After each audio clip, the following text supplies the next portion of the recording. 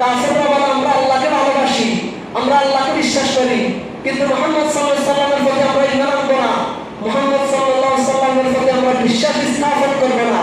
আল্লাহ তাআলা বলে, কুল, হে নবী আপনি ওই সমস্ত কাফেরদেরকে বলে দেন যে সমস্ত কাফেররা বলে আমি আল্লাহকে ভালোবাসে কিন্তু নবী আপনার অনুসরণ করে না, ওই সমস্ত কাফেরদেরকে বলে দেন, ইন কুনতুম তুহিব্বুনাল্লাহ, ও কাফেররা যদি তোমরা আল্লাহ তাআলাকে ভালোবেসে থাকো, ফাত্তাবিউনি, তাহলে তোমরা আমি নবীর অনুসরণ করো, আমি নবীর অনুসরণ করো।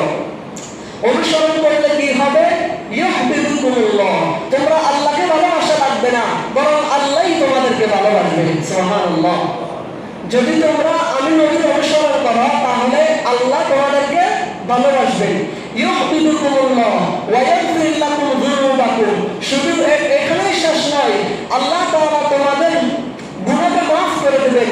আল্লাহু গফুরুর রহিম, নিশ্চয় আল্লাহ তাআলা হচ্ছেন ক্ষমাশীল, দয়ালু। তো এই আয়াত দ্বারা আমরা জানতে পারলাম যে যদি আমরা আল্লাহকে পেতে চাই তাহলে আমরা নবীজির দরবারে আসতে হবে। তার দরবারে, নবীজির দরবারে। যদি আমরা আল্লাহ তাআলাকে পেতে চাই তাহলে আমরা আগে নবীকে ভালোবাসতে হবে, নবীর ইত্তেবা করতে হবে, নবীর অনুসরণ করতে হবে। যদি আমরা নবীর অনুসরণ করি তাহলে আল্লাহ তাআলা আমাদেরকে ভালোবাসবে। সুবহানাল্লাহ, আল্লাহ তাআলা আমাদেরকে ভালোবাসবেন। তো আয়াত থেকে আমরা জানতে পারলাম যদি আমরা আল্লাহকে পেতে চাই তাহলে নবীকে ভালোবাসতে হবে। কাকে ভালোবাসতে হবে? নবীকে। এখন যদি আমরা নবীকে পেতে চাই তাহলে কাকে ভালোবাসতে হবে জানার দরকার আছে না? তিরমিজি শরীফের একখানা হাদিস, আহিব্বুল্লাহ, তোমরা আল্লাহকে ভালোবাসো। কেন? লিমা ইয়াকুম বিহি মিন নি'মা, আল্লাহ তাআলা তোমাদেরকে নিয়ামত দান করেছেন, সেই জন্য তোমরা আল্লাহ তাআলাকে ভালোবাসো। সুবহানাল্লাহ। আল্লাহ তাআলা তোমাদেরকে নিয়ামত দান করার কারণে তোমরা আল্লাহকে ভালোবাসো।